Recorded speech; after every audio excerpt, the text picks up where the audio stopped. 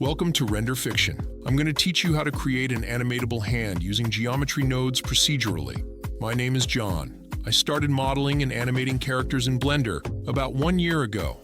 In this tutorial, we will spend most of the time creating a finger with 2 joints that can be duplicated to generate the other fingers. By the end, you will have one functional hand and the knowledge to create an opposing hand for your character. Let's get started. Maintain the default cube and navigate to the Geometry Nodes viewport. Select New and rename your geometry node. I'm going to call mine Procedural Hand. Delete the group input, select Shift-A and search for the cube mesh. Connect the mesh to geometry on the group output node. Change the Y dimension and Y vertices to 6. Oh, and be sure that you have the wireframe overlay enabled. It helps with visualization. Create a little space and add a subdivision mesh, then set the value to 2. We want to control a finger joint, so we'll establish some logic to isolate a specific part of the finger. Add a position node to capture the local position of the mesh origin. Separate the X, Y, and Z coordinates with a separate XYZ node. The finger travels along the Y-axis, so we're only interested in manipulating the mesh along Y. Using a less-than-math node will help isolate where we control the mesh. We can store this logic in a variable using the store-named attribute node. Let's name this index joint1. We also need a setPosition node to apply the logic. Connect the less than result to the store-named attribute selection and value input, and the selection input on the setPosition. We can use the viewer node to visualize what's happening. The black region will remain static and the white will move. We need a way to control the named attribute given the mesh position. Search for named attribute. Connect the attribute output to a multiply math node, which will provide operability. Add a combine XYZ node and ensure the multiply node value is connected to X because our joint will rotate around the X-axis. Add a rotate vector and connect the combine XYZ value to rotation. Add a position node to the vector input of the rotate vector. Store this logic in a set position. Oh, I forgot. You need to choose the appropriate attribute index joint1 and then you can operate the finger joint by changing the open value on the multiply math node. Cool. Now, let's tidy things up by grouping our logic with Ctrl-J and adding appropriate labels.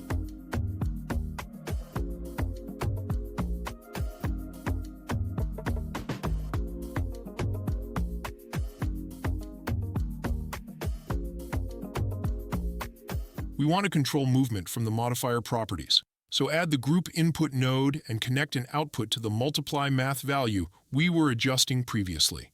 Rename the variable index joint1 control.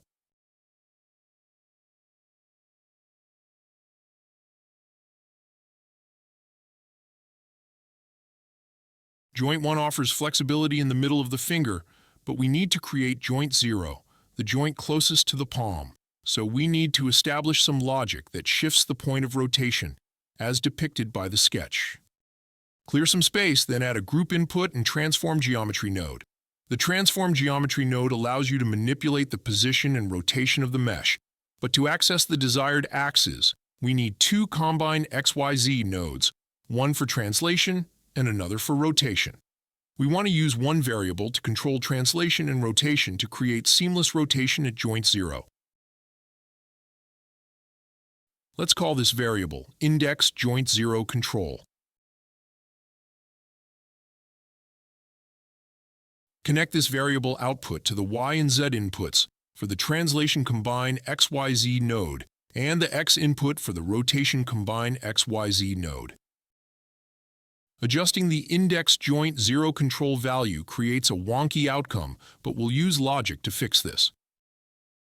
The mesh appears to be shifting up in the positive Z direction, and it moves forward along the Y-axis, so we need to find a way to counteract that movement to lock joint 0 in place. Trial and error is the easiest way to approach this problem. Start with multiply math nodes and adjust the values to block out the basic movement. We're using one variable to control translation and rotation.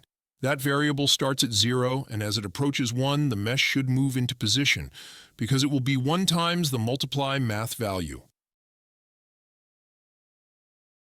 See, this is already moving along a more concentrated path. It is sticking to the Y-axis, which looks right, but I am not pleased. with how static it feels.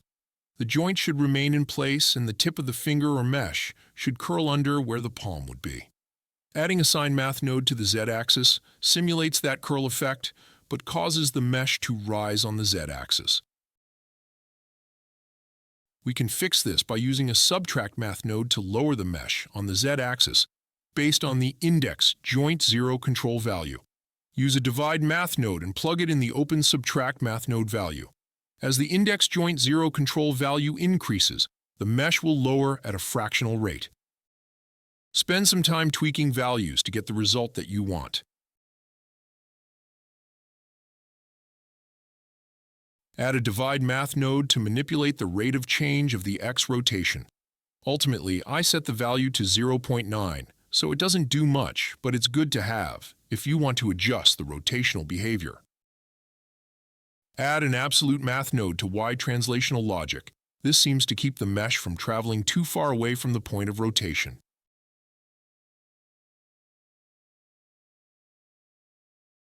Now, I'm going to create the palm. This doesn't need to be created procedurally because palms are fairly static.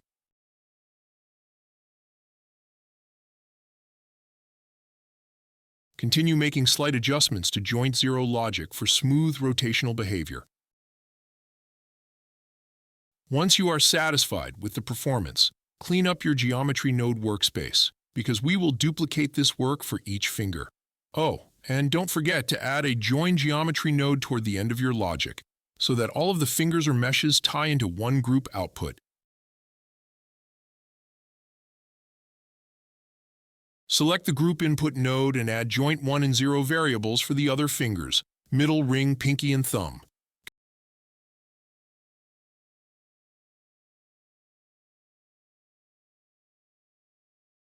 Connect the group input variables to the appropriate values so that you can control them in the Modifier Properties tab. Be sure to join the geometries via the Join Geometry node. Add a Transform Geometry node to each finger so that you can position the fingers and scale their lengths appropriately. If you're getting value from this video, please subscribe and hit the like button. Thanks for the support.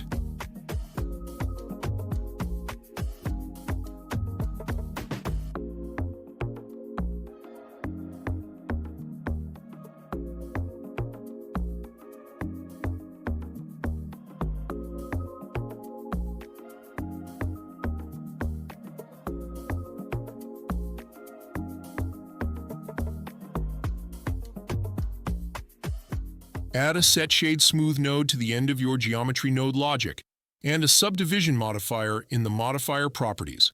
Together, these will produce a more rounded and smooth look for the fingers. However, if you like the squared, sharp edges, don't add these. Add a Set Material node and select the desired material.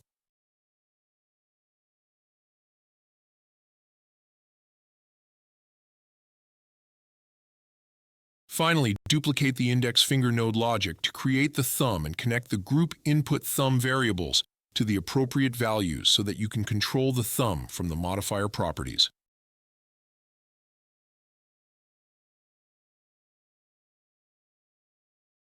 From here, it's just a matter of adjusting the transform geometry values to position the thumb in the appropriate location.